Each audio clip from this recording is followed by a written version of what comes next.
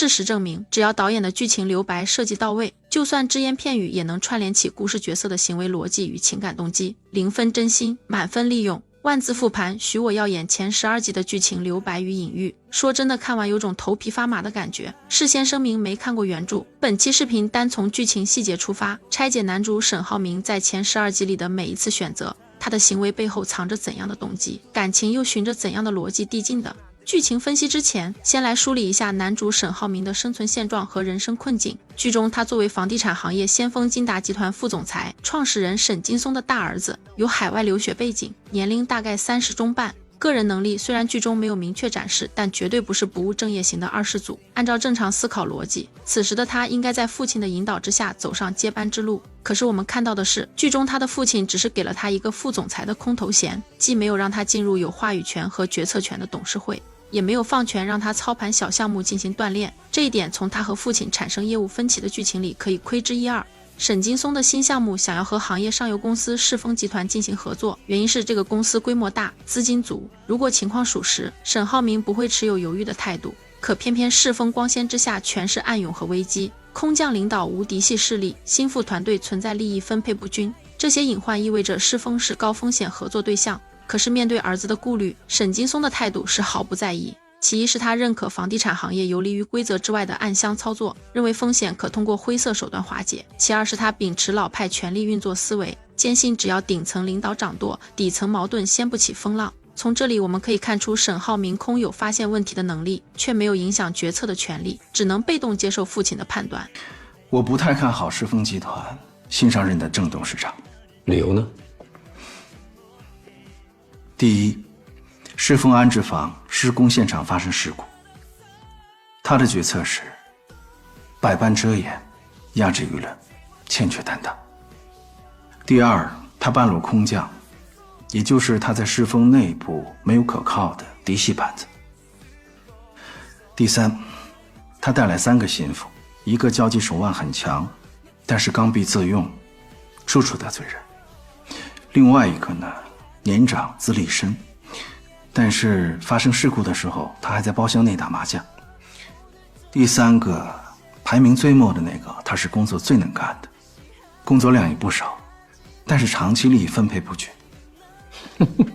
可以呀，你把对方的底儿摸得这么清楚啊。爸，我认为内部肯定会发生动荡。如果你要觉得老郑，对吧，现在这么多问题，那他是怎么当上这个董事长呢？这就是他更大的隐患。浩明啊，建筑这个行业，如果你不是从最底层做起，不是在这个行当里边打打杀杀拼搏了20-30年的话，你连门道都摸不着。最后也是最明确的一点是，当他主动提出想要竞标新区开发的178号地皮，以独立项目证明能力时，沈劲松的回应堪称温柔的否定，表面说着认可儿子，话里话外却以担心他犯错为由拒绝。也许对沈劲松而言，担心犯错只是借口，本质是他不相信儿子具备掌控核心项目的能力，不愿将真正的资源与权力交付。另外，我想竞标新区开发的178号地皮。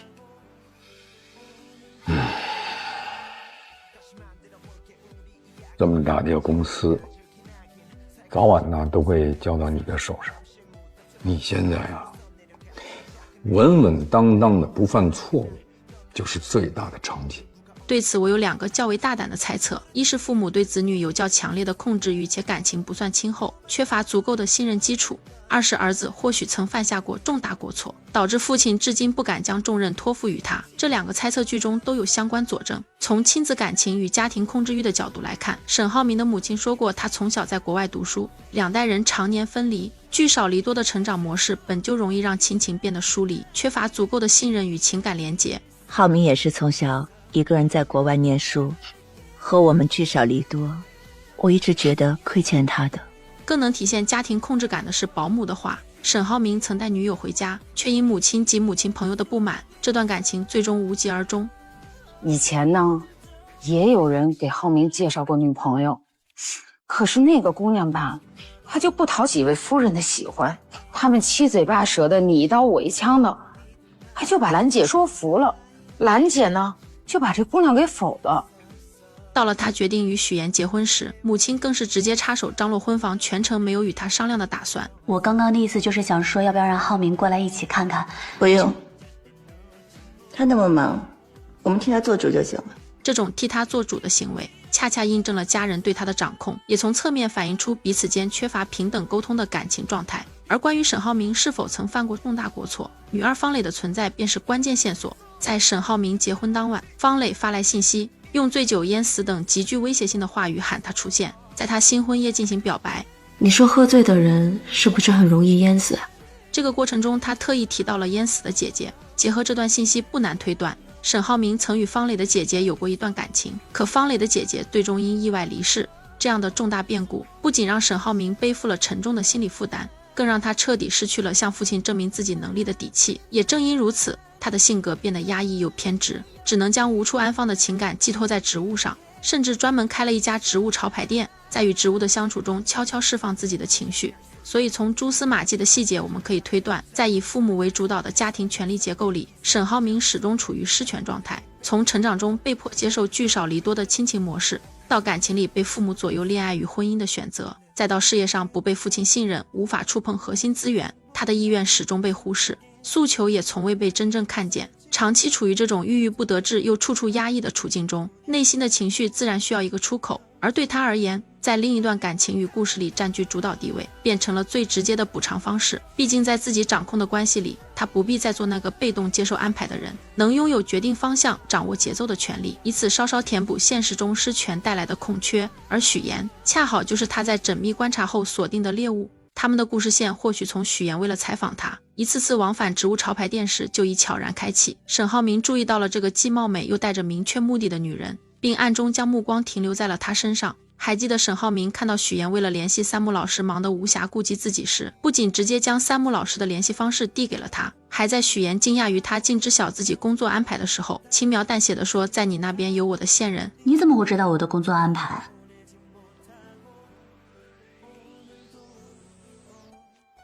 因为在你那边有我的线人。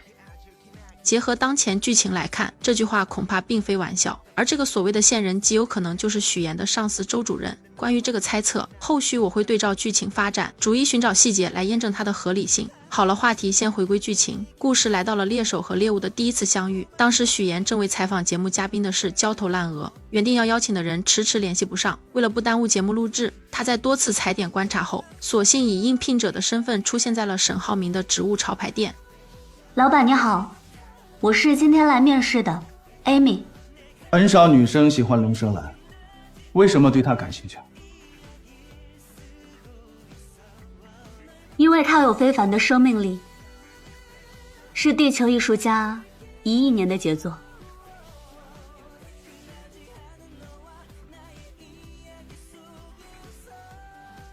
它和恐龙同期，生长在山石之间，承受了风吹雨打。它的形状呢，和传说中的龙的舌头也很相似。但不过最重要的是，我可以让它按照我的意愿生长。正如沈浩明所说的，他伪装得很好，也做了充足的准备。可是因为沈浩明早有准备，所以最终他还是被拆穿了。沈浩明直接叫出他的名字，并且在点破了他的目的之后拒绝了他。在我看来，这是他的第一次试探，他想看看当精心策划的计划被戳破时，这个女人会有怎样的应变，也想试探面对明确的拒绝，他的心态是会轻易垮掉，还是能保持体面与从容。而许岩的反应显然超出了期待，他没有因为被拒绝或者被拆穿就陷入尴尬的气馁，也没有急于辩解或纠缠，反而抱着买卖不成仁义在的通透，主动拿出提前准备的名家手作剪刀作为礼物送了出去。许愿小姐，你人很聪明，节目做得很好，演技更是一流。为了接近我，学习了这么多龙舌兰的知识，也动手学习怎么培育它，保密工作也做得不错。从你的衣着还有简历，普通的人根本看不出你是假的。我很抱歉，沈先生，用这样的方式认识您。关于采访，我尊重您的尊重您的意思。但是此前还是为您准备了礼物，想要当面给您。这份坦然与大方让沈浩明流露出明显的欣赏，随即回赠了那份他早已备好的桂花酱。注意这个礼物的送出时机非常微妙，在许岩的认知里，自己不过是这家店的偶尔访客，从未留下过联系方式。此次伪装成应聘者前来，更是做足了保密工作。可沈浩明不仅对他的工作情况了如指掌，连他藏在心底的柔软都摸得一清二楚。他通过许岩发表的文章，读懂了他与姥姥之间深厚的感情，进而精准推断出他对桂花酱的偏爱，甚至早早备好了这份礼物。这份精准早已超出了普通陌生人的界限，更像一种无声的窥视。面对这种一切尽在对方掌控的压迫感，许岩的第一反应是本能的恐慌。我的一举一动都在沈先生的掌控之中。这么美的一个人经常来我的店，怎么会不引起注意呢？我自以为是不着痕迹了，没想到是被您默许的。沈先生很喜欢占据主动是吗？可当他直白追问时，沈浩明却用一种带着文艺色彩的表达方式轻轻带过，偏偏这种方式直接触动到了许岩内心深处最隐秘的情感。也正因如此，原本胜券在握的许岩反倒忘了自己乔装打扮来这里的初衷，竟开始体谅起他不愿接受采访的难处了。假如你的外婆也曾经为你做桂花酱，我不认为你会拥有一颗孤独的心。但是他还是拒绝了采访。这人真轴。也不能这么说吧，可能是有什么难处。看到这里，我忽然想起何老师说过的一句话，那就是如果你突然遇到一个人跟你完美适配，你一定要小心，没有这样的人，他一定是有目的的接近你，不要那么的相信童话。在我看来，此刻的许岩又是遇到了沈浩明专门为他定制的情感杀猪盘，因为这个转变真的很微妙的，许岩的注意力被他带偏了。可是当天晚上，沈浩明并没有联系许岩，因为他在拉伸这种绝望到希望之间的期待感。隔天在许岩面临刁难，事业危在旦夕的时候，他发出了采访邀约，大家能懂吗？就是那种雪中送炭的时机把控，毕竟人在绝境里最容易失去理智，此时递来的救命稻草会让人下意识的抓住，甚至忽略掉背后可能藏着的其他意图。而沈浩明在这一步还埋了更深的心机，他明明是为了排解情绪，特意伪装成普通人开潮排店的人，却主动把许岩叫到了自己的大本营。不仅如此，他还特意安排前台向许岩点明自己的真实身份。不好意思啊，我还是想确认一下，您刚才说的小沈总是我要找的沈浩明先生吗？是呀，小沈总是我们集团的副总裁，也是沈董事长的大公子。这里就是他明确的在用自己的身份和个人魅力引诱许岩上钩。他预设好了所有的立场，伪装成一个完美情人，让许岩在感激与仰慕里慢慢卸下原本的防备，并且深信不疑地爱上了他。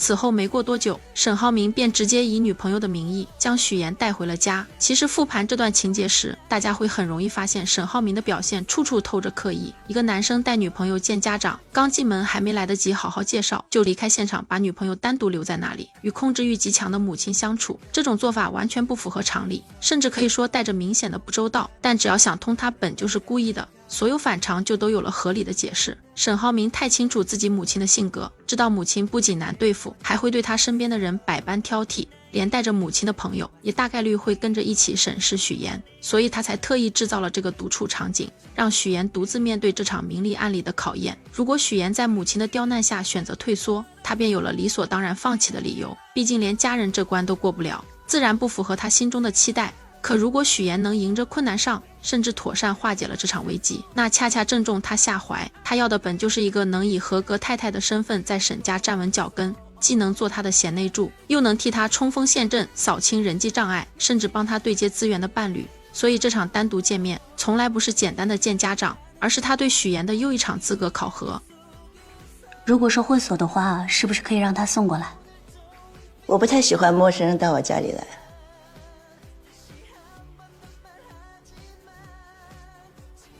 好，那我现在就去拿了。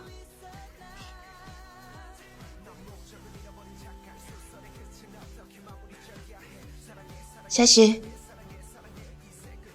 今天人多，也没法跟你好好聊聊天。一会儿啊，把餐取回来之后就交给阿姨，你先回去吧。我会告诉浩明的。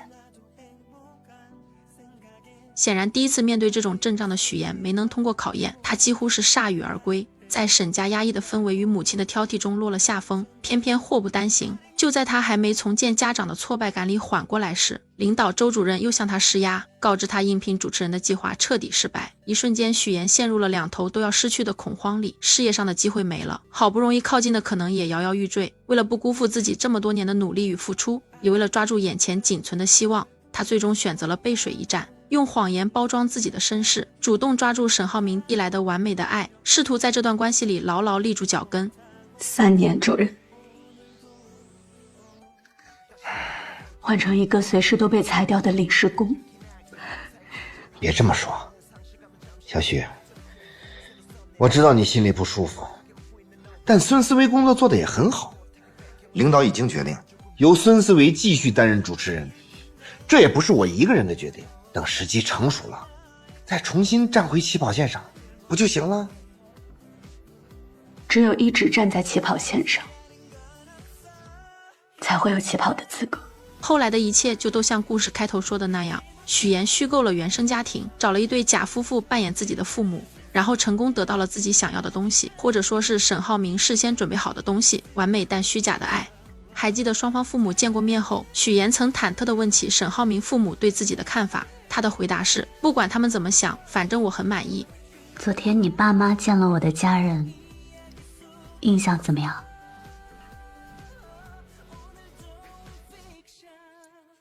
不管他们怎么想，反正我很满意。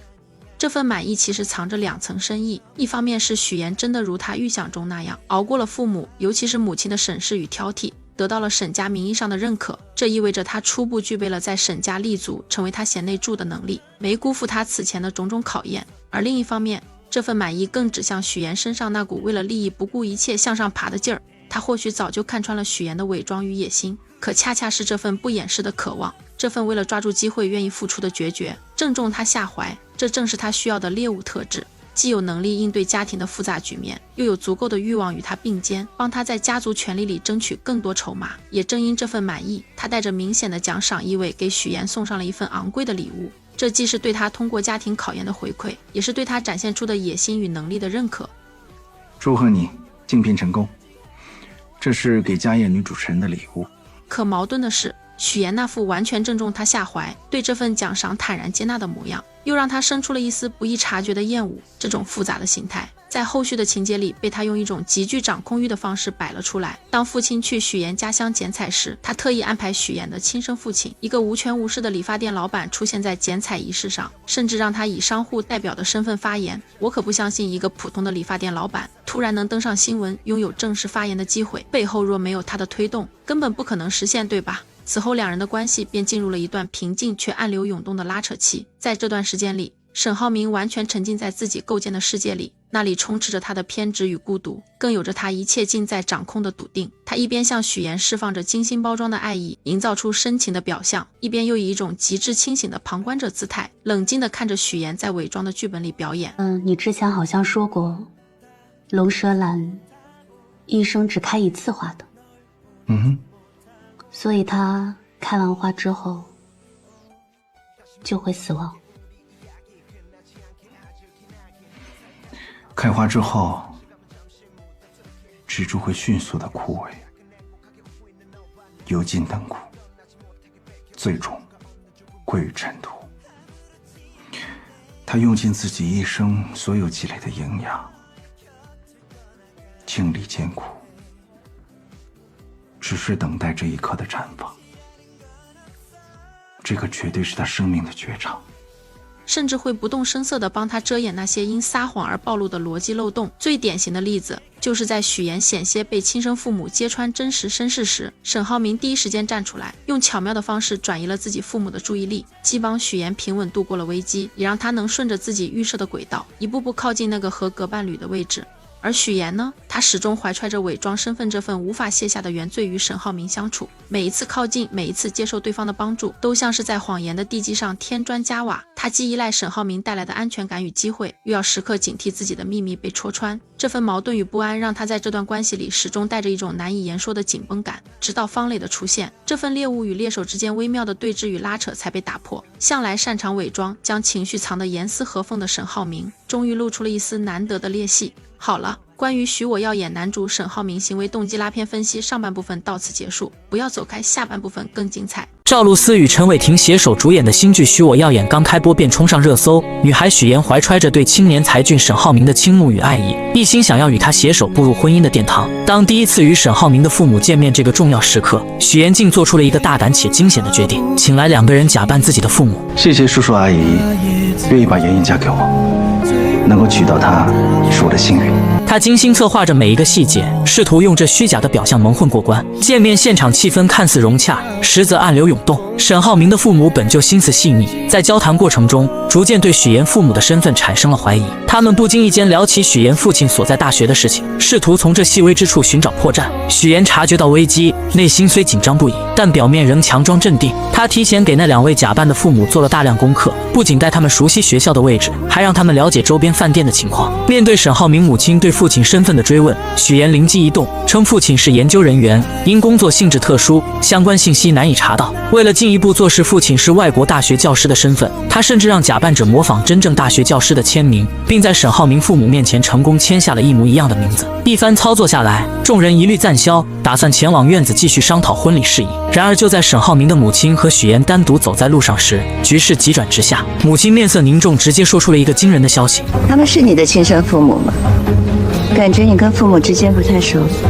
原来在吃饭时，他就发现了一个关键细节：母亲给许妍家的鸡蛋，许妍一口未动。他深知若是亲生父母，不可能不清楚女儿的喜好。就在那一刻，他对许妍父母的真实身份起了疑心。许妍听闻心中一惊，但很快又镇定下来，无奈之下只能编造另一番说辞。他声泪俱下地诉说自己的身世，称父母从小便离开他去了外国，自己一直跟着姥姥长大，基本没见过父母，也未曾感受到家人的关爱。这一次若不是因为结婚，父母根本不会回来。他表示自己是为了给对方留下好印象，才故意营造出家庭和谐的假象。沈浩明的母亲听后感同身受，她想起自己曾在沈浩明小时候出国打工，深知缺少家人陪伴的痛苦。就在这时，保姆前来有事相告，母亲安慰了许妍几句后便离开了。一波未平，一波又起，许妍刚松一口气，便接到了欢欢的电话。原来她从策划转变为活动主持人的申请又一次被驳回了。这对一直努力想要在事业上有所突破的许妍来说，无疑是一个沉重的打击。一切只是刚刚开始，这件事情还没有这么快下定论。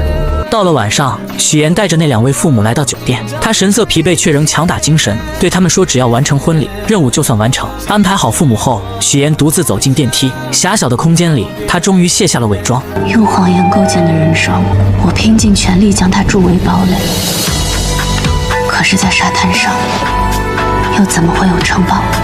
第二天，许妍如往常一样来到演播现场，她试图将昨晚的烦恼抛诸脑后，全身心投入到工作中。然而现实却并未如她所愿。主持人孙思维姗姗来迟，一见到身为策划的许妍，便摆出一副咄咄逼人的架势。他认为许妍只会在背后搞小动作，对许妍的工作能力百般质疑。他吐槽台词极度不通顺，抱怨请来的嘉宾一次比一次差，甚至对许妍提出的建议也充满敌意，觉得那是在挑战他的权威。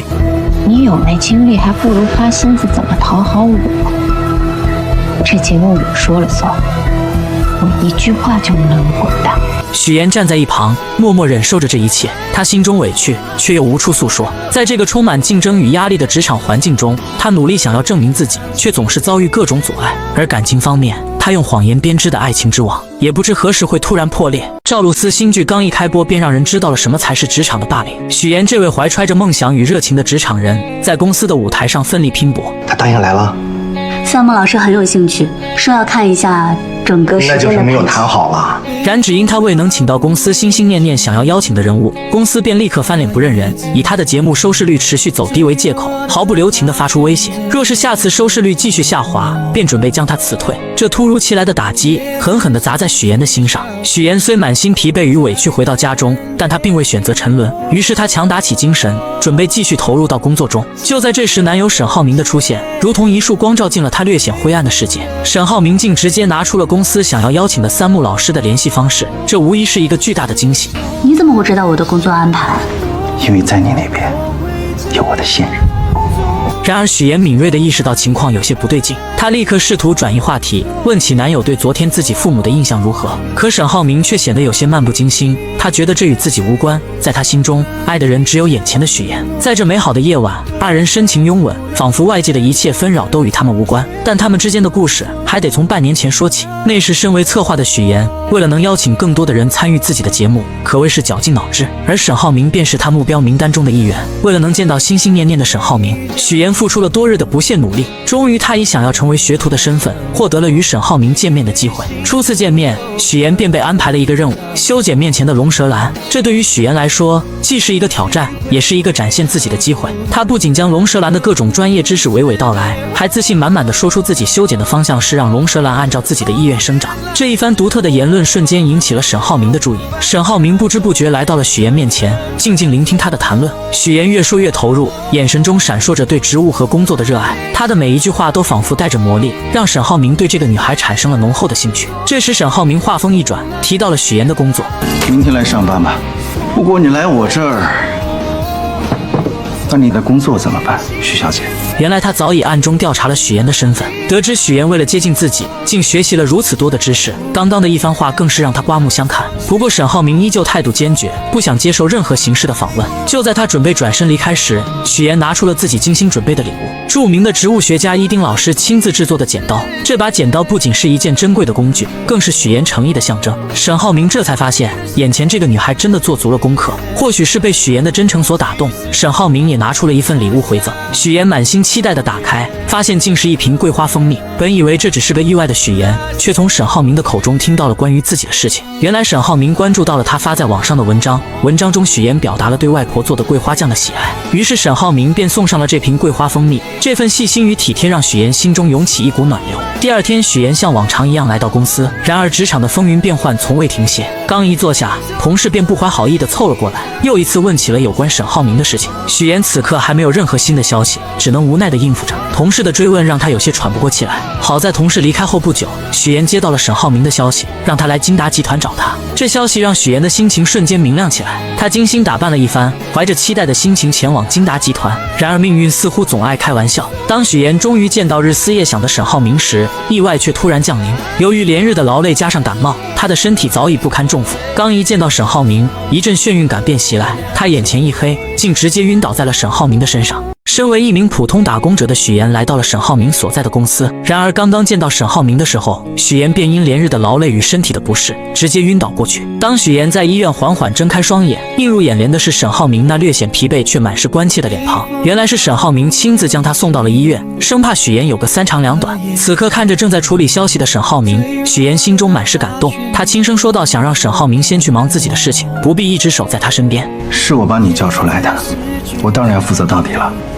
等你退烧了，我还要接受你的采访。随后沈浩明更是贴心地为许岩拿来了水，小心翼翼地将水递到他嘴边。注意到许岩手上的伤口，他也找来创口贴为他贴上。在这温馨的氛围中，二人的关系悄然发生了变化，如同春日里的花朵，逐渐绽放出恋人的芬芳。然而幸福的时光总是短暂的，在职场中遭受过霸凌的许岩，怎么也没想到自己竟会又一次陷入被欺负的境地，而这次施压的竟是男友沈浩明的母亲于阿姨。这一天，许岩出于礼貌来到于阿姨家中拜访，他小心翼翼地为于阿姨倒茶，还贴心地给他的朋友们让座。可于阿姨和他的朋友们却并未领情，不仅没有一句感谢，反而是一顿冷嘲热讽。我们家布丁啊，就是个傻狗，除了长得好看，啥也不是。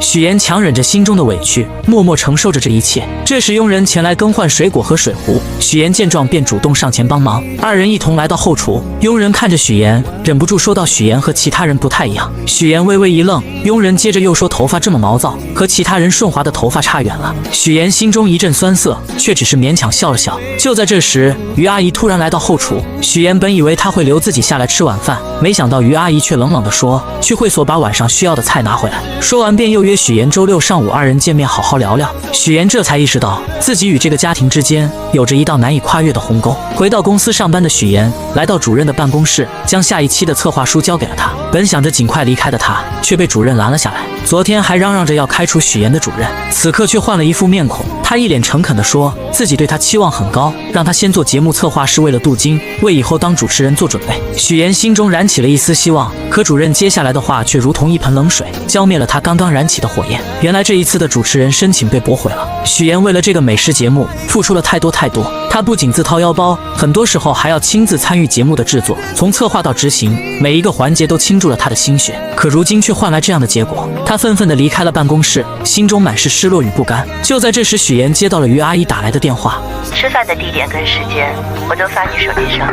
好的。许岩为了能够融入这个圈子，便自己前去花钱做了柔顺，希望以更好的形象出现在于阿姨面前。见面的时候，许岩本想着能和于阿姨好好吃顿饭，可没想到到了地方才发现还要等一个朋友。不一会儿，那位朋友来了，于阿姨便和这位朋友开始高谈阔论起来，从专业的金融知识到跨国生意，他们聊得热火朝天，完全忽略了许岩的存在。好不容易等那位朋友离开了，于阿姨才慢悠悠地说出了自己请许岩来的真实目的。虽然你的形象和学历都很优秀，工作也不错，但是你的家境不太好吧？他认为许岩面对所有的事情都不会生气，一次又一次地探索许岩的底线，觉得许岩过于隐忍，不适合自己的儿子。听到这些话，许岩的心中五味杂陈，他的思绪不由自主地飘回到了小时候。那时候他因为没有父母在身边，被别人欺负，被骂是没有父母的野孩子。我是野孩子，我有爸爸妈妈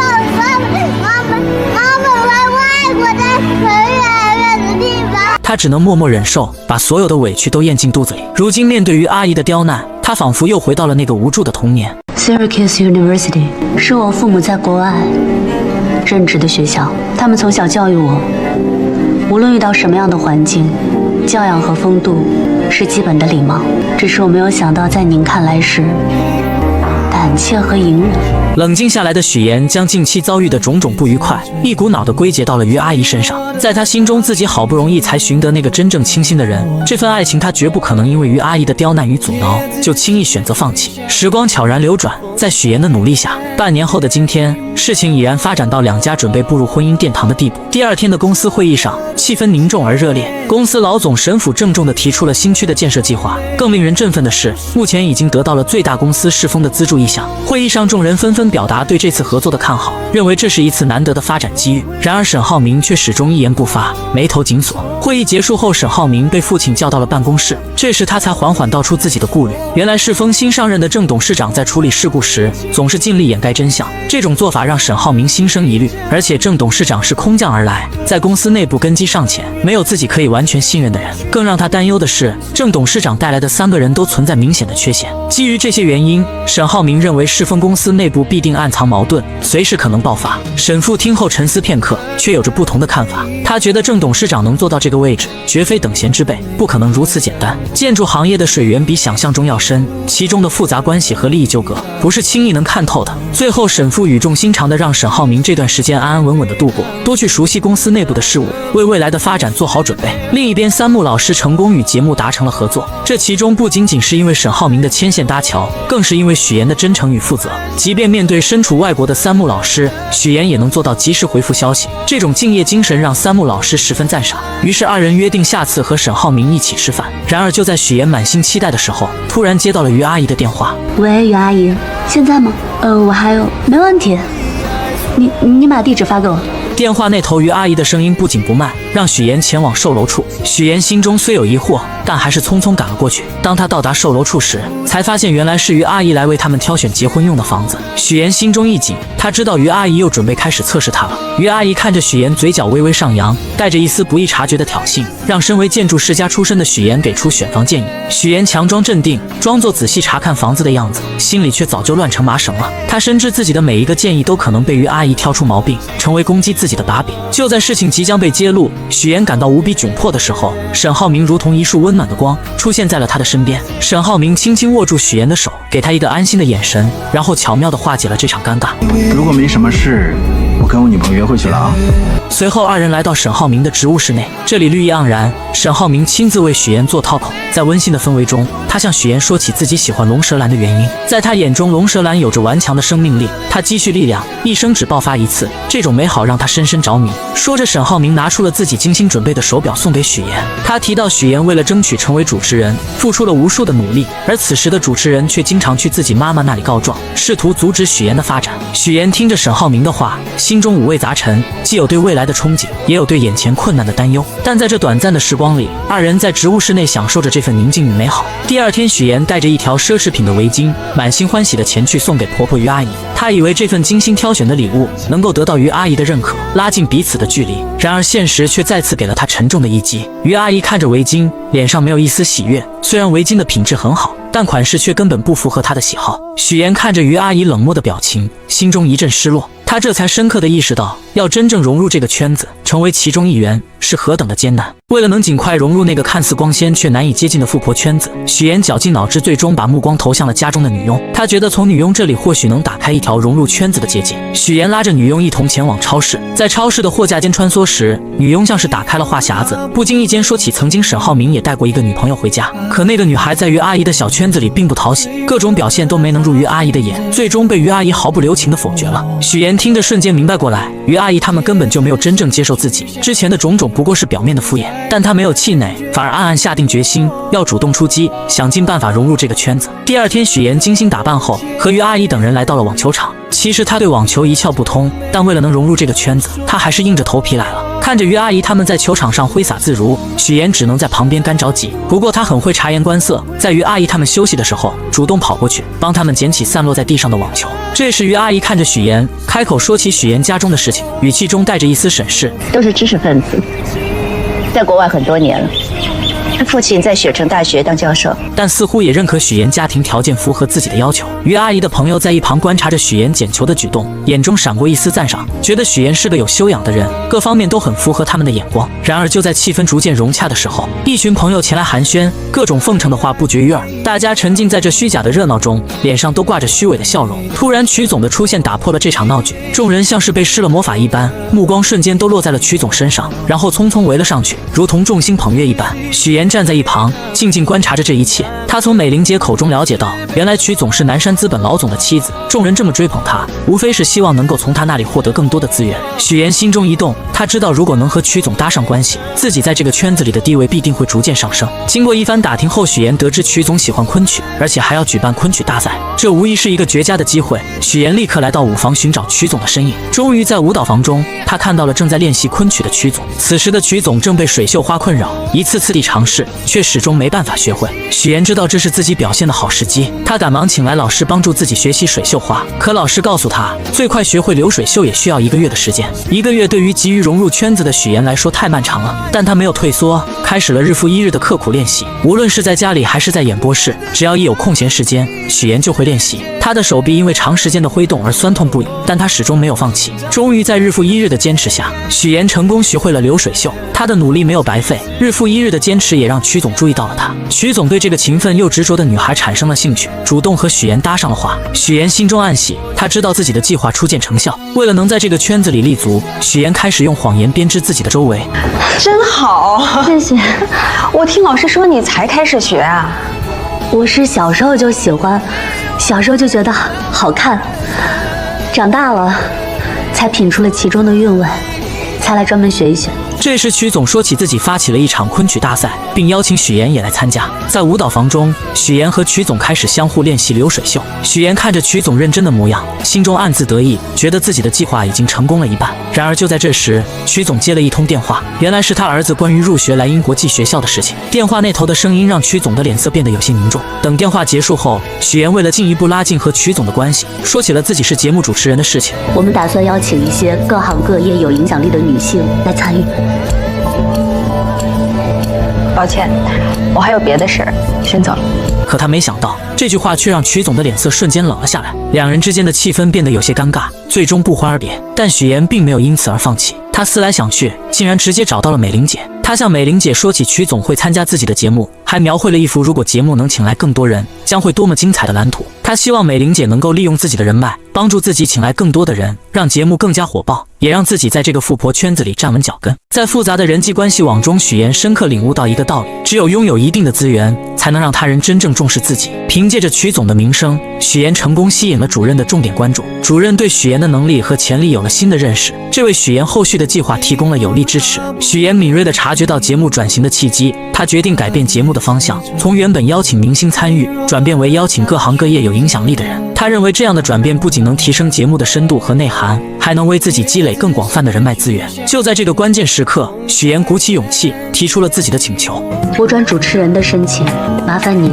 再提交一次。我给你这个机会，放手做去吧。为了确保计划顺利实施，许妍早早地来到舞蹈房等待曲总。她深知曲总一开始并不想参加节目，但她早有准备。当她拿出精心准备的嘉宾名单时，曲总才恍然大悟，原来许妍举办的这次节目是专门为她量身打造的。名单中不仅有莱茵国际学校的校董，还有其他各行各业的精英人士。许妍心里清楚，对于这些富婆来说，结识有影响力的人并不难，但通过节目自然而然地成为朋友，建立起深厚的情谊，才是对他们百利而无一害的事情。许妍趁热打铁，进一步阐述自己的计划。她表示会为曲总准备专门的昆曲展示节目，借助节目的影响力，将昆曲这一传统文化艺术更好地宣传出去。同时，她还主动提出可以亲自为曲总主持这次昆曲节目，展现自己的专业能力和诚意。这一系列精心设计的条件，终于打动了曲总。曲总权衡利弊后，决定参加这次活动。活动当天，现场气氛热烈非凡，许妍凭借出色的主持能力，将整个活动流程安排得井井有条。节目大获成功，不仅赢得了观众的阵阵掌声，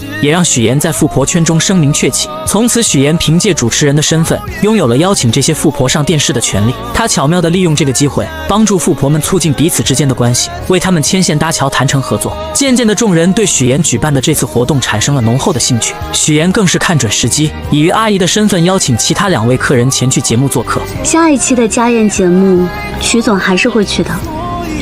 不知道马阿姨、孟阿姨有没有时间？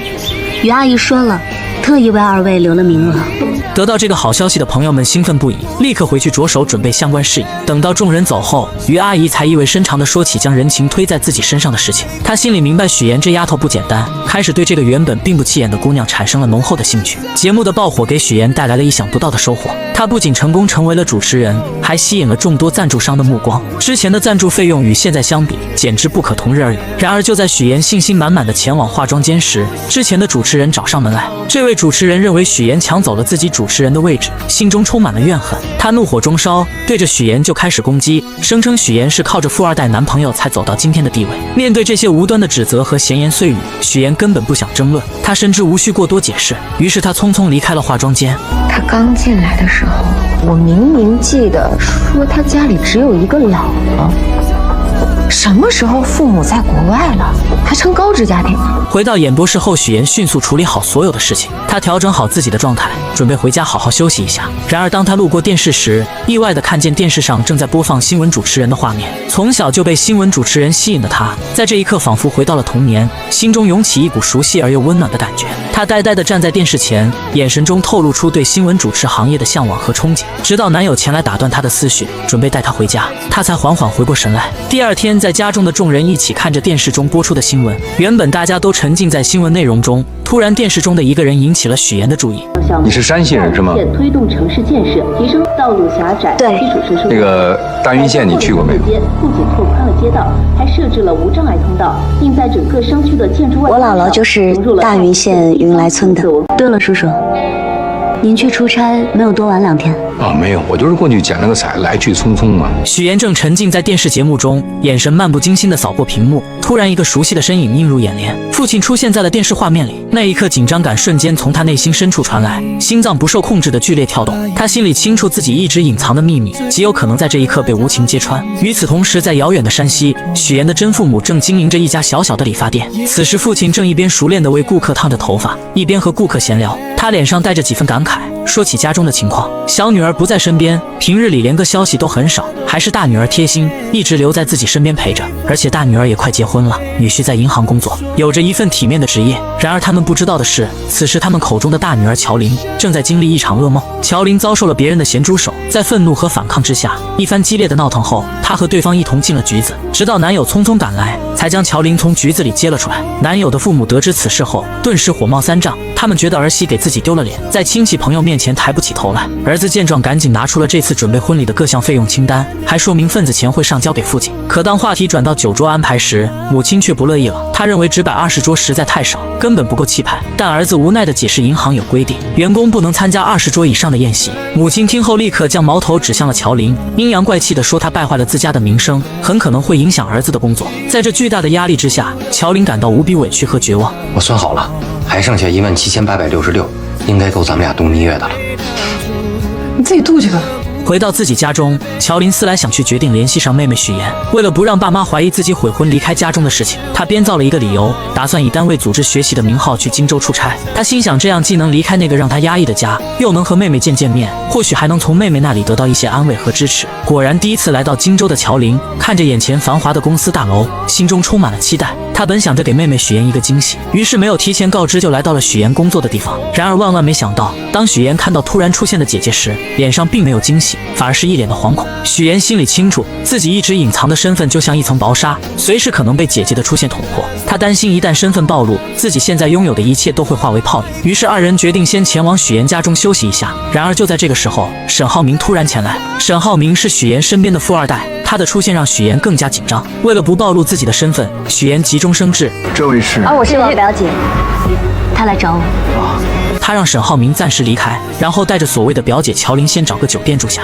来到酒店后，乔琳越想越生气，她觉得许妍自从搭上了富二代，就忘记了自己家人的身份，变得如此陌生和冷漠。她忍不住对着许妍发起了脾气，指责她忘本。而许妍始终认为自己和爸妈没有任何关系，在她心里，那个家给她带来的只有痛苦和伤害。她冷冷地看着姐姐，随后便准备离开。在离开的时候，她还特意强调自己不姓乔，而是姓许，仿佛这样就能彻底和那个家划清界限。我姓许。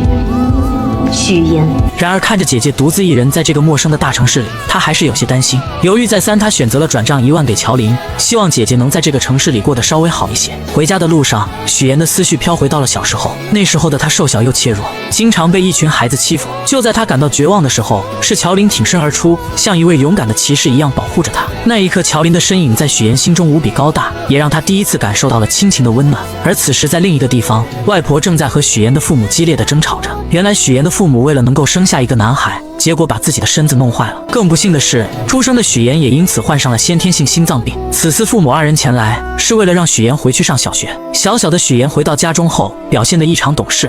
咱们洗澡睡觉啊，走，妈带你洗澡去。妈妈，我会洗澡。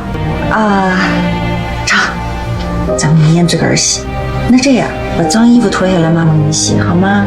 妈妈，我会洗衣服。母亲如往常一样出门买菜，然而在离开的时候，她竟忘记关上煤气。这个小小的疏忽即将引发一场巨大的灾难。家中的2个女儿乔琳和许妍还沉浸在自己的世界里，丝毫没有察觉到危险正悄然逼近。煤气的味道在空气中无声无息地弥漫开来。等到父亲回到家中，刚一打开门，一股刺鼻的气味便扑面而来。他瞬间意识到不对劲，他来不及多想，迅速冲进厨房关上煤气，然后手忙脚乱地打开窗户。此时他看到了昏迷在沙发上的大女儿乔琳，没有丝毫犹豫，他一把抱起乔琳就往屋外跑去。而就在他慌乱地安置好乔琳，也就在这个时候，母亲买菜回来了。母亲这才如梦初醒，惊恐地意识到房间里还有一个小女儿许妍。然而区别对待的阴影并未就此消散。在医院里，父母的所有注意力都集中在乔琳身上，他们围在乔琳的病床前，眼神中满是担忧和关切，轻声细语地询问着她的状况，仿佛乔琳是他们的全部。而许妍就躺在旁边的病床上，无人问津。她的生日，这个对于很多人来说重要的日子，父母也能轻易忘记。许妍静静地看着这一切，心中五味杂陈。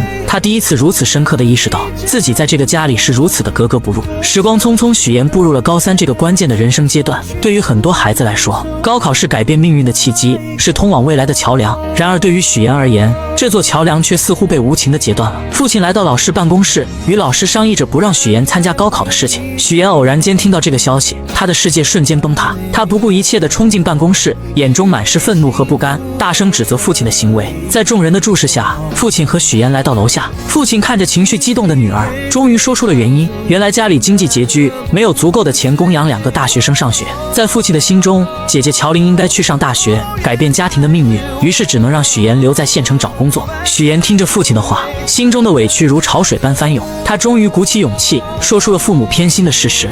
为什么你们从小到大对我这么偏心啊？为什么好的都要人给乔琳？我难道不是你们亲生的吗？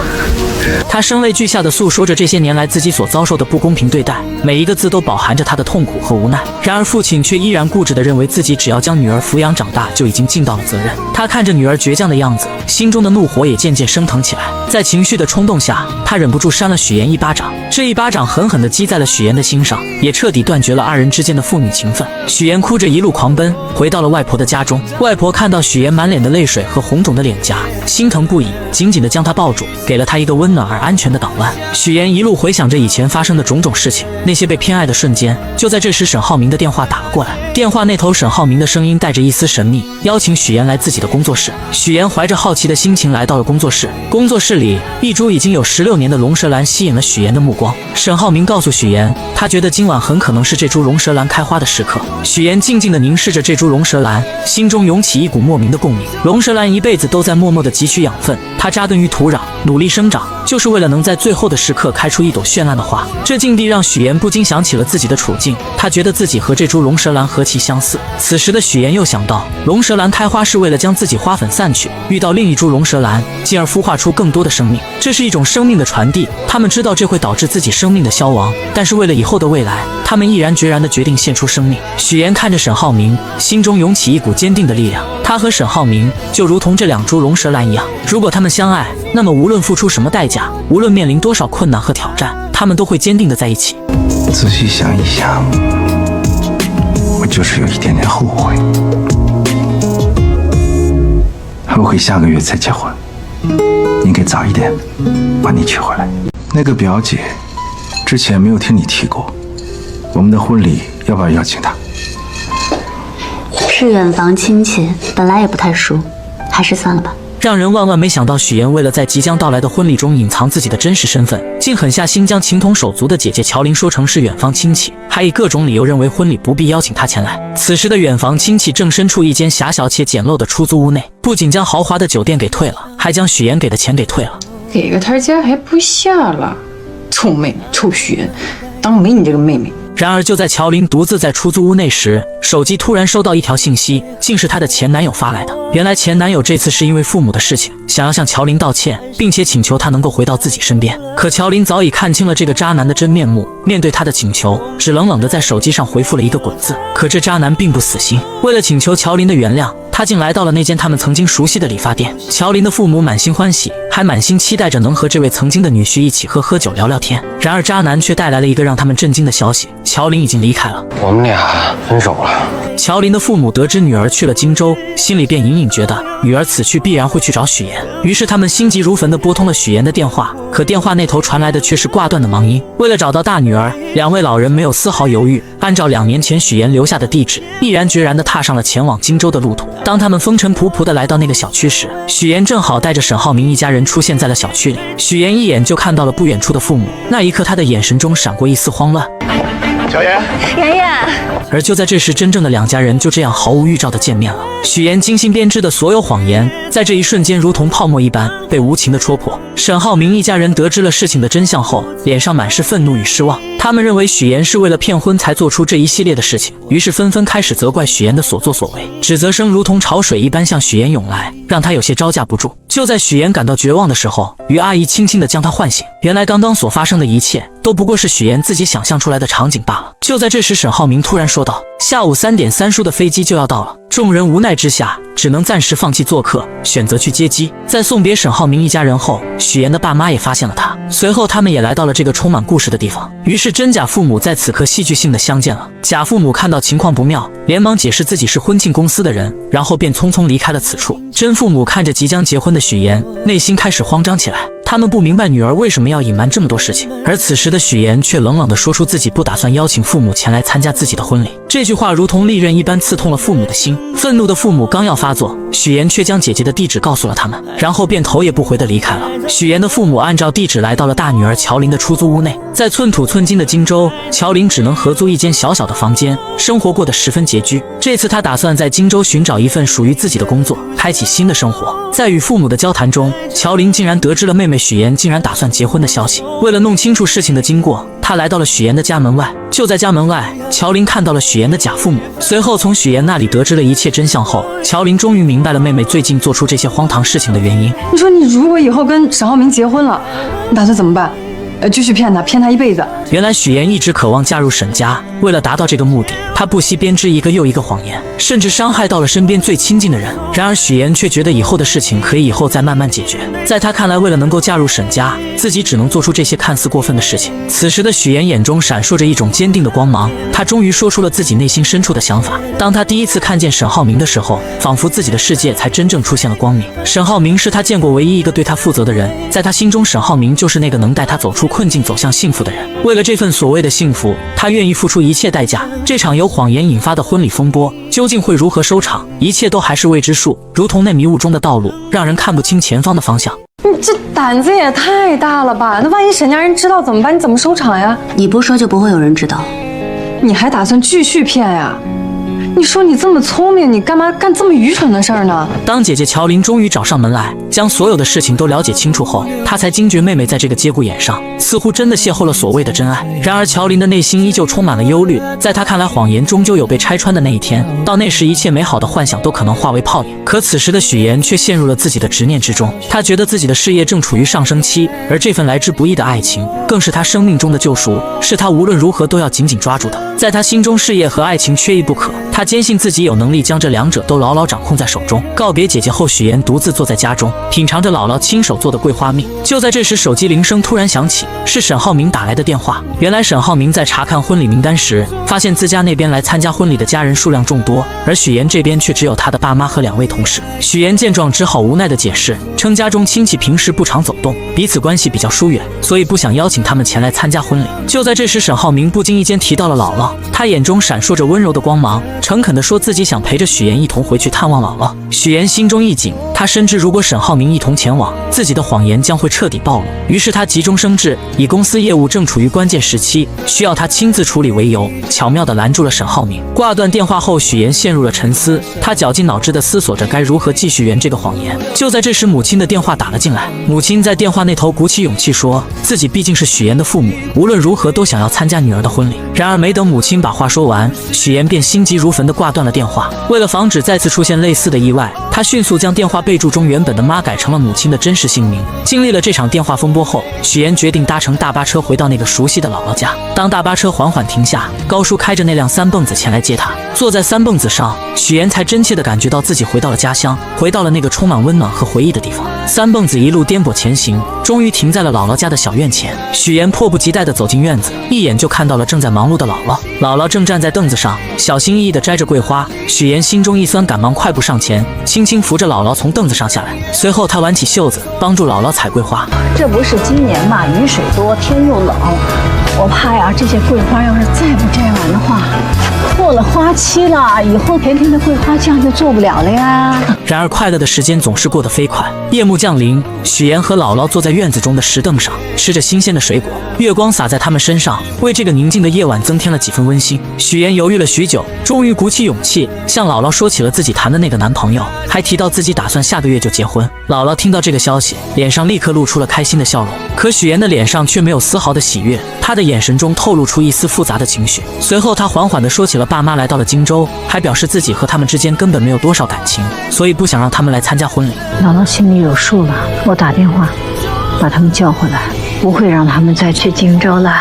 姥姥看着自己一手带大的许妍，她原本打算把许妍的婚礼办得漂漂亮亮的，让所有人都看到她的幸福。然而许妍却委婉地说起路途太远了，不希望姥姥太折腾。可听到许妍这样说，她知道许妍有自己的难处，于是姥姥便说起自己不想去了，并让她以后带来结婚照片就行。那一夜对于许妍和姥姥来说都是一场揪心的夜晚。当许妍将剩下的水果放进冰箱时，意外地看到了冰箱中满满的都是姥姥亲手做的桂花蜜。那一瓶瓶桂花蜜仿佛是姥姥对她无声的爱。许妍再也忍不住了，泪水夺眶而出，顺着脸颊滑落。对姥姥的感情在这一刻终于彻底爆发，那些被她压抑在心底的思念和愧疚，如同决堤的洪水一般汹涌而出。我一定会接你到荆州去的，我一定会让你过上好日子。许妍自幼便在姥姥的悉心照料下长大，内心中对姥姥的情感也格外深厚。当她独自坐上返回荆州的大巴车，而她的思绪却不由自主地飘回到了那些与姥姥共度的珍贵时光。小时候每一次生日回到姥姥家，姥姥早早的就为她准备了香甜的生日蛋糕，让年幼的许妍满心欢喜。也就是在那个时候，姥姥语重心长地对许妍说，一定要努力学习，将来考上好大学，离开这个偏远的地方，去见识更广阔的世界。姥姥的话语也成功照亮了许妍前行的道路。许妍没有辜负姥姥的期望，她凭借着自己的努力和坚持，成功考入了荆州传播大学新闻传播学院。当她收到录取通知书的那一刻，激动与喜悦涌上心头，她第一时间就想到了姥姥，想要与她分享这份来之不易的喜悦。为了让许妍能够在大学里过上美好的校园生活，姥姥毫不犹豫地拿出了自己的银行卡交给许妍。那一张小小的银行卡承载着姥姥无尽的爱与关怀。也就是从那一刻起，许妍暗暗下定决心，将来一定要让姥姥过上幸福美好的生活。在大学期间，许妍不仅在学业上刻苦钻研，还利用课余时间做各种兼职。她穿上厚重的玩偶服，穿梭在餐厅的各个角落，还凭借着自己的学识当起了家教老师。而她省吃俭用，将剩下的钱寄回去给姥姥，只为报答姥姥曾经的养育之恩。回到荆州后，许妍的生活又迎来了新的变化。刚与她见面的沈浩明满心欢喜地送给她一颗20克拉的大钻戒。此时的许妍心中五味杂陈，她深知自己曾经为了某些目的撒下了谎言，如今必须要靠自己的力量去弥补那些过失，去报答那些自己对不起的人。第二天，沈浩明来到公司，意外地见到了一个老朋友方磊。沈总好，我叫方雷，接下来为您汇报178号地的风险评估报告。方磊身着干练的职业装出现在沈浩明面前，随后他开始有条不紊地给沈浩明介绍对于本次竞拍土地的看法。他的见解独到而深刻，让沈浩明不禁对他刮目相看。下班之后，沈浩明特意找上了方磊，他心中充满了好奇，便问起方磊为何一声不响地回国并来到自己的公司。方磊嘴角微微上扬，打趣地回绝了这个问题。接着他拿出了一张曾经大学时期沈浩明送给自己的衣服照片。你大二的时候在皮划艇大学生联赛上赢得了这件奖品，我说喜欢，你二话不说就送给我了，我超级开心。然而他们二人的举动却被一旁的许妍看得一清二楚。许妍发信息告诉沈浩明自己已经到楼下了。接到信息的沈浩明下意识地向方磊展示起手中的戒指，语气坚定地说自己准备结婚了，还表示有机会会介绍给他认识。说完他便匆匆告别了这位老同学。但很快许妍和方磊便迎来了再次见面的机会。许妍打听到方磊在学做菜，便也来到了厨房之中。他装作不经意的样子，说起二人似乎在金达集团见过。方磊微微一愣，随即露出了礼貌的微笑。你好，我是许妍。你好，我是方磊，我是沈浩明的未婚妻。此时的方磊也说起了他们家与沈家是世交，很久以前就已经认识了。许妍听后心中暗自警惕，她将方磊当成了潜在的对手，表面上却亲切地称方磊为妹妹。这看似友好的称呼，实则是在向方磊宣示着自己的主权。随后许妍看着方磊做好的沙拉，她便上前请求品尝一块。吃完后，她热情地邀请方磊去吃饭。在饭桌上，两人之间的火药味十足。方磊看着细心照顾自己的许妍，便说起在留学的时候沈浩明对自己的照顾。他还提到以后在公司可能还要麻烦沈浩明。那你把工作做好，就不会麻烦他了，对不对？眼看在言语上似乎占不到上风的方磊，便说起了许妍这么漂亮，和沈浩明即将要结婚，自己准备给二人当伴娘。在这场爱与较量的复杂乐章中，许妍、沈浩明和方磊三人之间的关系错综复杂，他们的故事又将会如何发展？在众人期待的目光中，许妍身着一袭洁白如雪、精致绝伦的婚纱，宛如从童话中走出的公主。他手捧着馥郁芬芳的鲜花，缓缓地朝着站在台前的爱人沈浩明走去。此刻，沈浩明身着笔挺的黑色西装，眼神中满是深情与期待。当许妍终于走到他身边，两人相视一笑，随后他们一同挽起手臂，迈着坚定而又和谐的步伐，一步一步走向那象征着永恒与幸福的婚姻殿堂。在众人的瞩目下，他们来到了台前，司仪面带微笑开始主持这场神圣的仪式。许妍和沈浩明在司仪的引导下，缓缓伸出双手，交换着那承载着彼此承诺与深情的婚戒。当两枚婚戒稳稳地戴在对方的手上时，仿佛时间都为之静止。紧接着，在这幸福洋溢的日子里，他们相互拥吻在一起。台下的众人被这温馨浪漫的一幕所感染，纷纷响起了热烈而持久的掌声，一同见证着这美好的瞬间，为他们的爱情送上最诚挚的祝福。然而，婚礼的热闹氛围还未完全消散，仪式结束后，众人便开始忙碌地招待剩下的宾客。就在这时，一个意想不到的人出现了，真正的外国大学老师许叔叔。许叔叔夫妻二人不经意间看到结婚照上的许妍，我怎么看着像佳佳的同学许妍？是有点像啊，是他吧？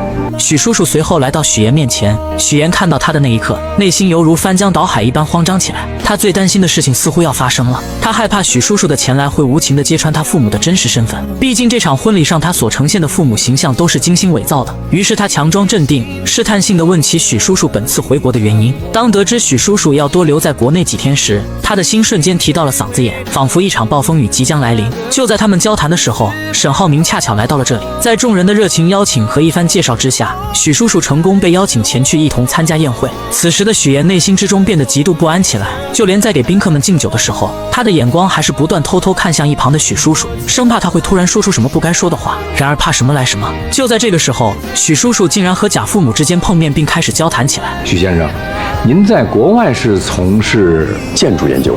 哦，建筑行业，那您跟我的亲家是同行啊？是吗？这是双重缘分，双重缘分。许妍看到这一幕，只觉得脑袋嗡的一声，她感觉事情开始走向了一个极其危险的方向，自己精心编织的谎言即将被无情的戳穿。也就在这个时候，沈浩明看出了许妍似乎有心事一般，眼神中满是关切，他轻声让许妍前去照顾爸妈。许妍听到这话，急忙出现，巧妙地缓解了即将要露出马脚的谎言。随后，为了彻底消除这个隐患，许妍灵机一动，提议让众人一起合一张照片。随后，他示意贾母动手，自己则假装要去叫沈浩明匆匆离开。随着贾母故意推倒贾父的胳膊，红酒瞬间洒在了许叔叔的身上。许叔叔微微一愣，随即笑着说出自住在楼上，自己去换套衣服就行了。这场危机也终于暂时被缓解了。许妍长舒了一口气，但心中的不安却并未完全消散。另一边，沈浩明带着方磊向一众朋友们介绍，说这是他的妹妹，法律系毕业，如今还单身。方磊本就气质出众，再加上这番介绍，很快便吸引了很多人的注意，很多人纷纷主动加上他的微信。等到忙完一切的沈浩明回到房间中准备休息的时候，手机突然震动了一下，是一条方磊的信息。无边泳池间，你说喝醉的人是不是很容易淹死啊？随后，沈浩明看着睡着的许妍，心中经过一番挣扎后，决定前去面见方磊。他本想着让醉酒的方磊尽快上岸，然而方磊却自顾自地说自己想要在这里醒酒，眼神中带着一丝倔强与落寞。就在沈浩明准备无奈离开的时候，你真的不怕我像我姐那样淹死吗？不要轻易说淹死这个词，对谁都不好。然而他们不知道的是，他们之间见面的事情已经被许妍尽收眼底。这场婚礼所带来的风波似乎还远远没有结束。沈浩明，我爱你。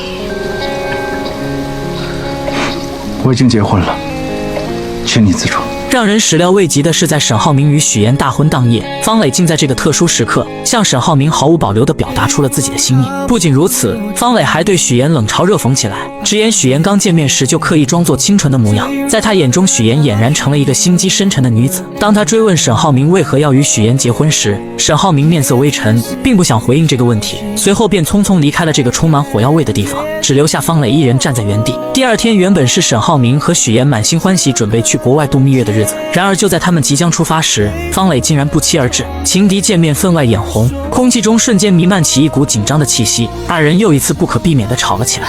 你浩明哥还带你去过哪些地方？麻烦你都整理好发给我。但令人意外的是，这小插曲并没有给许妍带来过多的困扰。在异国他乡，他尽情地享受着这段美好的时光，与沈浩明一起漫步在浪漫的街头，欣赏着别样的风景，脸上洋溢着幸福的笑容。回来后，他们惊喜地发现方磊此刻也与上一次在婚礼上认识的男生走到了一起。看到这一幕，沈浩明和许妍相视一笑，仿佛之前的那些不愉快都已烟消云散。随后，沈浩明便准备和许妍一起回家看姥姥，他们的心中都充满了对姥姥的思念与期待。看到沈浩明和许妍相思夜想的姥姥，三人相见，内心的喜悦之情溢于言表。姥姥脸上洋溢着慈祥的笑容，热情地招呼着他们，随后便开始忙碌地准备为沈浩明做一顿丰盛的饭菜。然而，就在沈浩明和姥姥谈起许妍家庭情况的时候，许妍突然带着结婚照出现在此，打断了他们之间的对话。许妍的眼神中带着一丝紧张与期待，她拉着沈浩明一起去将结婚照挂起来。等到晚上的时候，为了防止姥姥在不经意间说出一些不该说的话，许妍便打算和姥姥睡在一起。然而，就在即将要睡觉的时候，姥姥缓缓开口说起了一件事：你爸爸前一段时间身体不太好，到医院去检查，检查报告出来了，说他肺上有肿瘤。虽然幸运的是肿瘤是良性的，但医生叮嘱以后不能再操劳了。第二天，姥姥刚出门就发现了已经早起来的沈浩明，二人便决定一起前去买菜，一路上有说有笑。此时的沈浩明说起可以接姥姥前去荆州居住，这样能更好的照顾她。然而姥姥和大多数老年人一样，不愿意去大城市生活，她觉得乡下才是自己的根，有着熟悉的一切。随后姥姥说起许妍是从小跟着自己长大的，让沈浩明以后一定要照顾好许妍，眼神中满是嘱托与期待。另一边，许妍始终放心不下父亲的情况，她深知父亲独自生活的不易，于是便将一份信送到父亲门前。父亲打开信后，才发现里面是许妍的银行卡，里面的钱支并有，密码乔玲生日。然而回到荆州的许妍和沈浩明并没有闲着，二人一起来到了一处古色古香的四合院内，阳光透过树叶的缝隙洒在青石板上。就在许妍正在欣赏着四合院的时候，突然沈浩明说出了一件让他震惊不已的事情。原来这间四合院已经属于许妍了。沈浩明考虑到许妍想要成为新闻主持人，而这个职业必须要结交广泛的人脉，于是便精心策划，让许妍利用四合院去结交更多的人，为他的事业助力。随后来到房间中的沈浩明还贴心地为许妍量起了身高，动作轻柔而又充满爱意，仿佛这是为许妍弥补小时候缺失的经历，让她感受到被宠爱被呵护的温暖。在这个充满爱的家里，许妍和沈浩明的未来正如同这四合院中的阳光一般明亮而又充满希望，他们将携手共同书写属于他们的幸福篇章。谁也未曾料到，来到荆州后干起化妆品推销员的乔玲，竟然意外地遇上了自己大学时期暗恋的同学于一鸣。刹那间，乔玲心中涌起一阵惊喜。然而就在她刚要迈出步伐追上去的时候，舍友突然冒了出来将她拦住。我要试妍妍。哦，原来舍友是来试用化妆品的。乔玲心中虽有些无奈，但还是热情地接待起来。可谁能想到舍友这一试用，便耽搁了乔玲大量时间，而且最终一个化妆品也没买。乔玲无奈之下只好拿出规定，告知舍友一个人一周只能试用6次化妆品。没想到舍友不但不理解，反而声称之前没这个规定，还警告乔玲小心自己投诉他。说完便匆匆离开了，留下乔玲呆愣在原地。下班后，乔玲拖着疲惫的身躯回到出租屋，刚进门就意外听到了舍友在打电话。你们别舍不得花，早上吃几个鸡蛋都算来算去，能弄几个钱呀？好，知道你能赚，但是自己要照顾好自己啊。从电话内容中，乔玲得知舍友省下化妆品的钱是为了能让远在老家的父母过上好日子。这一刻，乔玲心中五味杂陈，被舍友的孝心深深打动。她没有丝毫犹豫，拿出一堆化妆品送给了舍友。这些都是你试过的试用装，我带了点新的回来给你，以后你就自己在家画吧，别去柜台麻烦我了啊。你老去柜台麻烦我，我就净得伺候你了，我怎么赚钱呀？舍友收到化妆品后，或许也觉得过意不去，便搬来一箱牛奶作为感谢。这份朴实的情谊让出租屋里的氛围多了几分温暖。可命运似乎并未打算就此放过乔玲。第二天在库房搬运物品时，意外突然降临，经理接了个电话的间隙，乔玲的手臂不慎被上方掉落的货物砸到，钻心的疼痛袭来，但乔玲咬着牙还想坚持继续工作。好心的经理见状赶忙劝说她去医院，于是在舍友的陪同下，二人匆匆赶往医院。来到医院后，乔玲独自走进门诊室，医生一番熟练的操作后，成功将乔玲的手臂复位，并给她戴上了手臂吊带。你还真是一点没变啊。就在这时，医生缓缓摘下了口罩，乔玲定睛一看，竟是当天在商场遇到的暗恋同学于一鸣。一时间，乔玲又惊又喜，心中泛起层层涟漪。于一鸣关切地询问起乔玲家人的情况，得知乔玲的家人都在老家，只有许妍还在荆州。原来于一鸣曾向许妍表白却被拒绝，此次见到乔玲，便想通过她再次见到许妍，于是提议让许妍来医院接乔玲。不久后，许妍匆匆赶到医院，看到受伤的乔玲，她急忙询问情况。得知并无大碍后，便与这位曾经的老同学于一鸣聊了起来。于一鸣看着眼前曾经的白月光许妍，心中满是感慨。二人开始深入了解彼此的现状。交谈间，于一鸣注意到许妍手上那枚耀眼的20克拉大钻戒。你结婚了？上个月。瞬间明白二人之间已再无可能，心中不禁涌起一丝失落。随后他默默返回了自己的科室。然而此时的乔林却已被于一鸣深深吸引，目光始终追随着他的背影。随后许妍带着乔林回到那间狭小且简陋的出租屋，看着屋内仅有一个卫生间，家具也不齐全的环境，并且他看出乔林铁了心要留在荆州打拼，便决定帮他改善居住条件，同时也为了减少自己日后的麻烦。当天晚上，搬家人员便上门准备将乔林的东西搬到对面的房子里。乔林本想拒绝，他觉得这样太麻烦许妍了。许妍见状便提起小时候乔林对自己的帮助，这份情谊许妍从未忘记。就在乔林依旧有些犹豫时，许妍说出了一个让他无法抗拒的理由。我忘记告诉你，新家公寓邻居是于一鸣，不要搬了，几位大哥。搬得搬。那个对不起啊，刚刚那个我帮你们打包去。乔林啊，你手不方便，给你买个早餐。许妍一心盼着姐姐乔林能过上好日子，她不仅精心安排让于一鸣成了乔林的邻居，还特意拜托于一鸣在生活上多多照顾姐姐。对，一会儿我把食堂菜单发给你，中午想吃什么你就告诉我。走了，拜拜。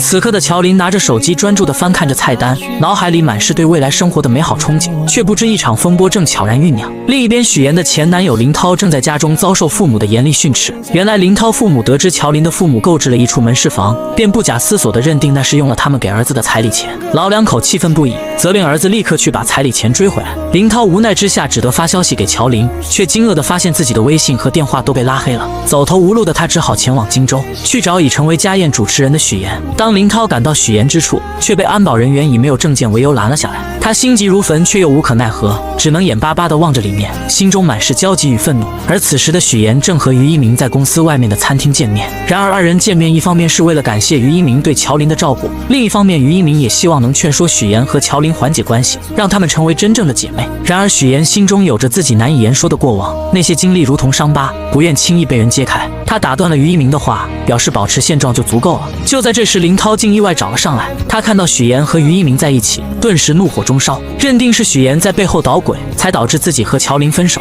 许妍见状，急忙起身准备出去和林涛好好解释，可林涛情绪激动，一把将他推倒在地。恰在此时，许妍突然瞥见之前刁难自己的同事出现在餐厅外面，他深知自己目前的身份不宜暴露，情急之下便对林涛说可以带他去见乔林。林涛信以为真，二人匆匆离开了餐厅。等那位同事来到餐厅时，于一鸣并未提及刚才发生的事情，表示刚刚二人只是撞在一起，没什么事情。随后许妍带着林涛来到一个相对安静的地方，将事情的来龙去脉一五一十地说给林涛听。可林涛却固执地认为分手是别人的错，始终不肯面对现实。许妍见状，严肃地告诉他，二人已经分手，没有任何关系了，不允许他再去干涉乔林的生活。为了彻底解决此事，许妍还提出自己可以把彩礼钱全还给他。然而林涛却依旧不依不饶，眼看没办法从许妍这里得到满意的结果，竟准备去许妍的公司耍无赖。哎，这准是彩礼的事儿吗？我要的是人。我不知道。不说是吧？那我就天天来，我上你们单位去要人，上你婆家去要人。你不是嫁得挺好吗？我让他们了解一下，你到底在外边干了些什么见不得人的事儿。许妍看着眼前这个如此不讲道理的人，心中满是厌恶，压根不想再与他纠缠。随便你。直接转身离开了。第二天，许妍来到乔林家中，把昨天发生的事情一五一十地告诉了姐姐。为了平息这场矛盾，也为了防止自己身份暴露引发更多麻烦，许妍决定还给他们家彩礼钱。她心想，只要把钱还了，或许一切就能恢复平静。乔林听后，心中虽有些复杂，但也明白许妍的苦心，便同意了她的决定。解决完事情后，许妍便匆匆离开了。她不想再因为这件事而节外生枝，但他们不知道的是，这场风波并未就此平息。沈浩明得知此事后，立刻吩咐下属去处理这件事情。果然，第二天林涛不仅接到了爹妈的电话，甚至银行的行长也通知他回去。原来沈浩明的下属找到了相关方面，施加了压力。你跟我说实话，你跟周航什么关系？没关系啊，没关系。他会单独问你的情况。等到这场闹剧终于暂时画上了句号，许妍经过这一番折腾，心中感慨万千。她看着身边一直默默支持自己的沈浩明，心中满是温暖与安心。经历了这么多风风雨雨，她越发珍惜和沈浩明在一起的时光，二人也继续过上了他们甜蜜而美好的生活。别吞吞吐吐，说，黄总说你是太子爷。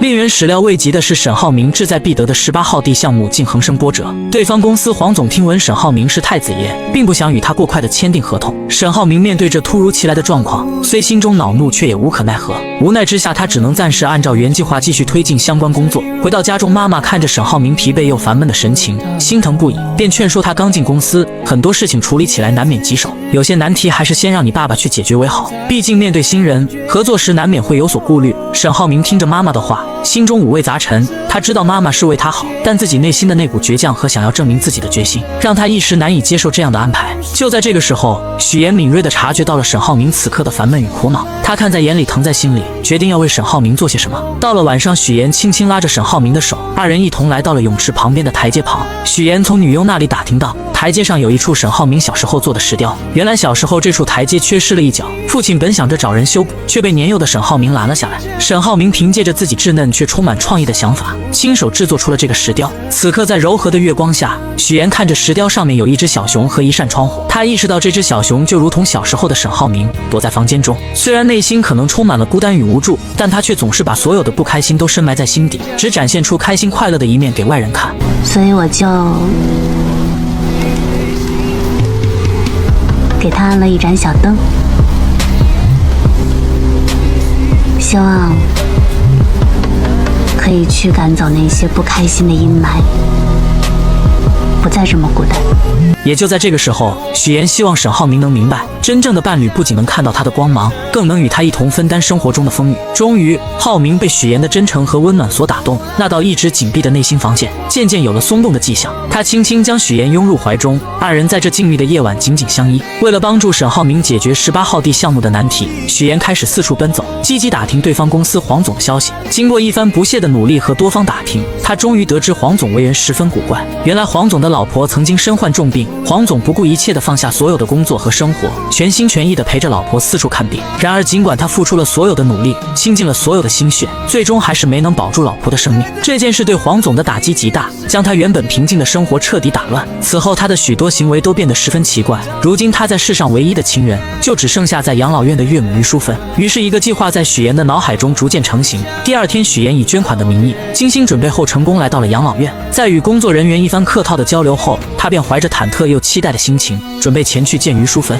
当他终于见到于淑芬时，却发现老人已经患上了阿尔茨海默症，且处于中晚期，状态十分不好。老人的眼神迷茫而空洞，不仅拿着扫把到处击打，嘴里还念念有词，又用手里的泥巴捏成素丸子。也就在这个时候，许言想起了姥姥做的素丸子，那熟悉的味道和温暖的场景，如同电影般在他的脑海中不断回放。晚上回到家，许言便和姥姥开始打视频电话，让姥姥指导自己做丸子。第二天，许言再次去拜访于淑芬，他先是从包里拿出精心准备的美味桂花蛋糕，随后许言想起之前了解到的信息，说起他和自己的姥姥都是支援边疆建设的第一批援疆人，他们有着相似的经历和回忆。果然，这一番话语让于淑芬暂时稳定了下来。然而就在许言准备喂他吃蛋糕的时候，老人突然又一次失去了记忆，他眼神变得迷茫而警惕，认为许言是小偷，不仅将蛋糕弄在许言的身上，还紧张地拿出自己的泥巴丸子开始查看。眼看自己的泥巴丸子没缺少后，许言便拿出自己亲手制作的素丸子。当于淑芬看到这熟悉的素丸子时，眼神中闪过一丝惊喜和熟悉，她的病情似乎在这一刻缓解了很多。在许言温柔的安慰下，于淑芬开始吃起了蛋糕。许言知道自己的这个计划或许能为解决18号地项目的难题带来一丝转机，而他与沈浩明之间的感情也在这共同的经历中变得更加深厚和坚定。许言始终怀着满满的耐心与爱心，一次又一次地来到养老院陪伴于淑芬。他知道，对于患有阿尔茨海默症的老人而言，陪伴与关怀是治疗病情的良药。许言日复一日来到养老院，陪于淑芬坐在电视机前，和他一起看着那些充满生活气息的电视节目。锻炼时间到了，许言会和于淑芬一起做操。到了吃药的时间，许言更是格外用心，想方设法看着老人把药吃下去。终于在许言日复一日的悉心照料下，奇迹终于出现了。于淑芬的病情有了明显的好转，她那原本混沌的眼神中渐渐有了清晰的光彩，甚至还能清晰地认出这个一直陪伴在她身边的女孩。您刚才叫我什么？这就许言。您记得我名字了？哦，我一直记着你的名字呀。于淑芬病情的好转，自然也引起了黄总的注意。黄总平时工作繁忙，很少有时间来看望岳母，但每次来都能看到许言在这里无微不至地照顾着老人。他看着许言耐心地为岳母做出的这些事情，心中涌起一股深深的感动。他意识到这个女孩是多么的伟大。于是黄总开始多方打听许妍的身份。经过一番努力，他终于得知，原来这个一直默默照顾自己岳母的女孩，竟然是沈浩明的妻子。随后黄总约上了沈浩明。这段时间，你爱人许妍经常去照顾我岳母，我岳母的病情也得到了缓解，状态也比之前好了许多。难道你不知道？他没有跟我说过。这次见面，黄总表面上说是想和沈浩明一起打球娱乐一下，然而随着交流的深入，话题逐渐转到了工作上。沈浩明敏锐地察觉到这是一个难得的机会，他开始有条理地分析起黄总公司目前面临的问题。他指出，如今黄总的公司正面临着明远集团的激烈竞争，在市场上处于十分被动的局面，而只有2家公司展开合作，才能整合资源，发挥各自的优势，完美解决当前面临的问题，让黄总的公司顺利进入核心的竞争圈，在激烈的市场竞争中占据一席之地。打完球一起吃个饭，到时候详聊。然而就在沈浩明和黄总为了合作事宜积极沟通的时候，一场意想不到的风波正悄然袭来。和许妍处处作对的孙思维对许妍充满了嫉妒和敌意。这天他从同事这里突然看到一则新闻，新闻上报道了一名女子利用假身份，请演员先后和3个男人举办婚礼，从中骗取了巨额彩礼。这则新闻瞬间吸引了孙思维的注意力。就在他仔细看新闻图片的时候，突然觉得图片上的演员有些眼熟，他的脑海中立刻浮现出之前不久许妍结婚的场景。当时许妍在整个公司只邀请了主任和一位闺蜜参加婚礼，这让孙思维一直心存疑虑。此刻这个念头如同野草一般在他心中疯长起来。于是孙思维来到主任的办公室，他手里拿着一盒茶叶，脸上堆满了虚伪的笑容，说是来给主任送茶叶的，实际上想要得到主任手机中的照片。他装作不经意地和主任聊起天，然后表示自己想要看看许妍婚礼的布置，说是想为自己以后结婚做打算。主任没有多想，便把手机递给了他。孙思维接过手机，装作认真查看的样子，实际上却在悄悄地将照片传到自己手机上。得到照片后，他迫不及待地开始对比刚刚看到的新闻。果然，他发现照片上的2个人竟然出奇的相像。此刻许妍的父亲是演员的事情暴露无遗，孙思维觉得这是一个绝佳的机会，他立刻找到了自己多年来一直联系的狗仔，在狗仔的指引下，成功找到了许妍的假父亲。孙思维和狗仔气势汹汹地来到假父亲面前，准备拉着他上车，想从他口中套出更多关于许妍的秘密。然而这位假父亲显然不愿意配合，他皱着眉头，一脸不悦地表明自己根本不认识许妍，还强调自己压根都不姓许。他试图挣脱孙思维和狗仔的拉扯。你别着急，我现在不需要你承认什么。我们既然能找到你呢，肯定就不是毫无根据的喽。合作一下吧。自从许妍假父亲的身份被死对头孙思维知晓后，公司里的氛围便悄然发生了变化。第2天，孙思维一踏入公司，那阴阳怪气的姿态便展露无遗。他刻意找到许妍，说起听闻许妍打算报名财经主持人，他也决定要参与其中，并且不屑于使用那些常规稿子，打算凭借样片将许妍彻底击败。许妍听着孙思维这番夹枪带棒的话语，心中虽有波澜，但并未过多表露。终于选拔的日子来临，许妍身着简约而得体的职业装，步伐坚定地走上舞台。他站在聚光灯下，眼神中透露出自信与从容，凭借着扎实的专业知识和出色的主持能力，成功让在场的评委全都折服了。明眼人都能看出，此次财经主持人的位置非许妍莫属。众人看着许妍在舞台上的精彩表现，都觉得胜利已然属于她。同时有人开始讨论着等结束后要提前开启庆功宴。然而就在这个看似圆满的时刻，主任和孙思维匆匆赶到了这里。孙思维的脸上带着一丝不易察觉的狡黠，他向主任示意后，主任说到新闻样片那边人手不足，希望许妍能够前去帮忙。许妍一听，心中顿时涌起一股不情愿，他刚想开口拒绝，可主任却一脸严肃地强调同事之间帮助是正常的。许妍无奈只好跟着他们前往节目现场。当许妍来到节目现场时，眼前的画面让他瞬间愣住了。屏幕上正播放着请演员骗婚的新闻，而更让他意想不到的是，孙思维竟然将他的假父亲也请到了台上。许妍的心猛地一紧，周围的空气都变得凝重起来。此时的许妍觉得压力剧增，环顾四周也没有人能够帮助他。这时他只想逃离现场，找个能释放压力的地方，但是他不知道去哪里。其实眼下这种情况，他可以把压力吐露到有温度的社交平台，像搜就很温暖，这里的人愿意花时间倾听他的经历，可以给他安慰和鼓励，而且瞬间广场上有很多感受相通的灵魂，有了他们的陪伴，许妍或许就没有那么难受了。想有人陪伴，我推荐搜。就在众人紧张地注视着台上时，假父亲开始缓缓开